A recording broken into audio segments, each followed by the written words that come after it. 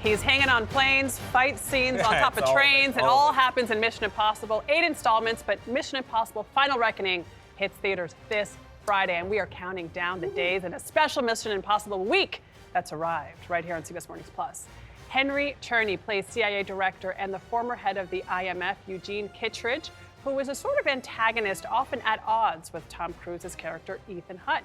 And he joins us now. Henry, good morning. Good morning. Great to be here. What does it feel to finally be here? Because you were in the very first Mission Impossible. Here, like with you guys? Here with us finally, I've been waiting for this for a decade.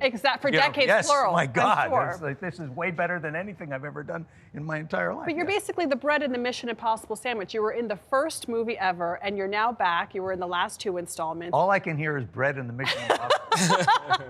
I'm going to remember that for the rest of my life now. And I understand now why I'm here. Yes, I was there at the beginning. And here back. at, who knows, maybe the end. Maybe it's clearly the not ending. the end, because everyone's leaving the door very open. Final reckoning, but maybe it's the penultimate reckoning, Great. Yeah, it feels great.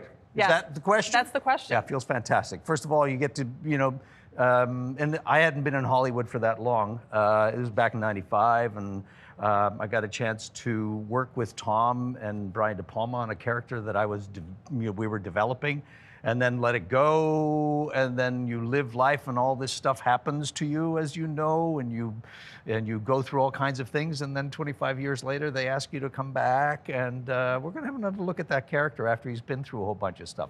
What do you say? It's brilliant. It is brilliant, but you're brilliant in the role because your character on screen seems to be full of bile and acid and intensity and rolling emotions, and the monologues are so memorable. And then I see you sitting here, and do you play the bongo in a band on the weekends? You kind of, I'm a woodworker. You know? I make my own bongos. I actually don't really, but maybe I will. So where does all of that character come from? Comes from the script mostly. Read the script and read it over and over and over again. And Look at the side by side. Let's put that back up for a second.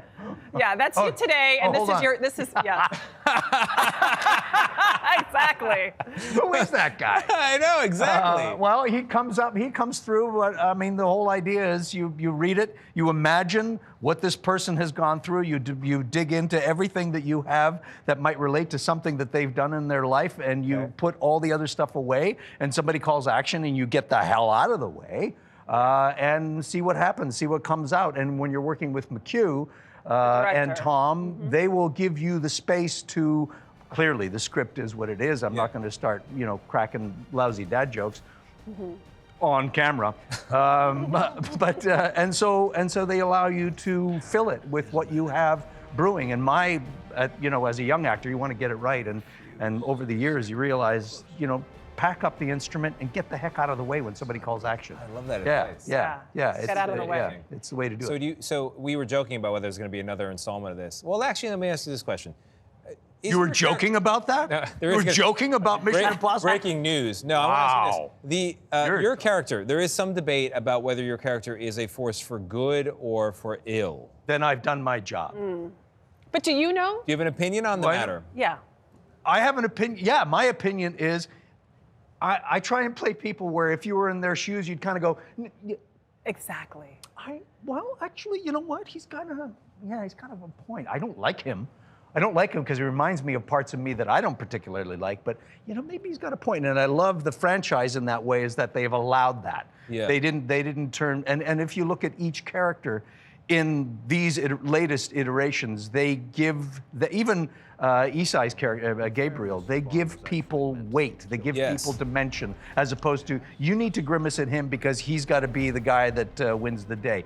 They allow people to have dimensions, and well, you have a lot of gravity in this, and it's in a film that is packed with major stars and big moments. Yes. You really own the screen when you're on it. Thank you. They allow that. They ask for it, and it's a pleasure for me to dig around for them and offer that up in a fantastic iteration of Mission Impossible. And Henry Czerny, thank you. Not the last. Yes, thank you very much. I want to look at the calendar on your phone to see if there's any soft holds next year for any long movies that might be action-packed overseas. Yeah, maybe. We'll see. Maybe, he says. Mission Impossible: The Final Reckoning is in theaters, Dolby Cinema, and IMAX this Friday. Mission Impossible Week continues tomorrow.